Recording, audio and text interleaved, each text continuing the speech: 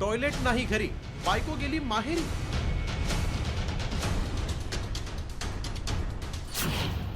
ग्रामपंचायतीचा कारभार, विकासाची मारामार।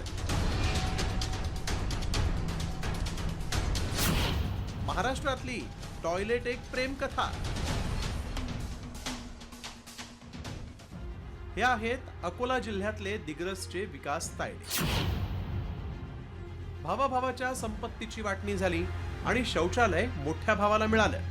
त्यानंतर विकासकडे शौचालय राहिलं नाही, त्यामुळे विकासच्या बायकोचा संयम तुटला आणि तिनं थेट माहेर गाठलं।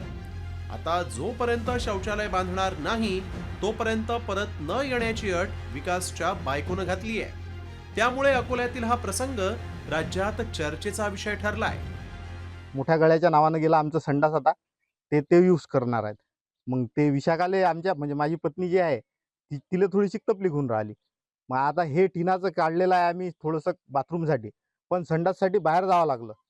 तर जत्रीच्या आंधी दौंडी झाली की बा जो बाहेर पकडल्या जाईल त्याला 1000 रुपये दंड।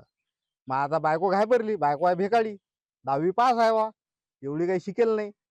मग ते थेट लगे तिनं गुंडावलं तिचं आणि मग लगे तिच्या माहेरी निघून गेली। विकासनं घरी शौचालय बांधण्याचं पत्नीला वचन दिलंय, मात्र ग्रामपंचायतीच्या भोंगळ कारभारामुळे शौचालय बांधण्यात अनंत अडचणी उभ्या ठाकल्या आहेत। नेमक्या कोणत्या अडचणींमुळे विकासचं शौचालय रखडलंय तेही पाहूया। पंतप्रधान मोदींनी लाल किल्ल्यावरून देशातील महिलांच्या सन्मानासाठी स्वच्छ भारत योजनेच्या अंतर्गत घरोघरी शौचालय बांधण्याबाबत घोषणा केली होती। त्याची अंमलबजावणीही सुरू झाली।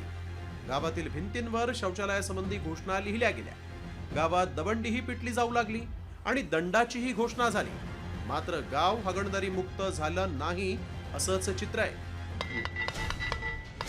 सर्व ग्रामस्थांना सूचित करण्यात येईल येते की उघड्यावर कोणीही बसू नये, अन्यथा दंडात्मक कारवाई करण्यात येईल।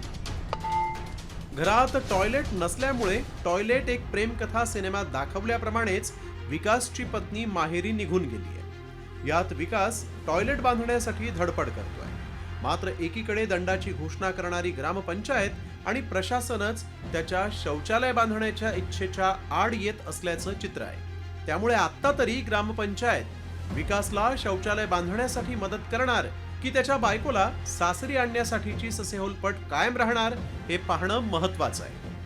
देशात प्रत्येकाच्या घरी शौचालय झाल्यास तेव्हा देश खऱ्या अर्थानं महासत्ता होईल असं देशाचे पहिले पंतप्रधान पंडित जवाहरलाल नेहरू यांनी म्हटलं होतं। मात्र देशाची वाटचाल सध्याची त्याच दिशेने सुरू आहे। असे असताना अनेक समस्या आणि घटना दिसून येतात, मात्र त्या समस्या सरकार आणि प्रशासनाने दूर केल्यास नक्कीच देश महासत्ता होईल असं म्हणता येईल। अक्षय गवडी, साम टीव्ही न्यूज, अकोला।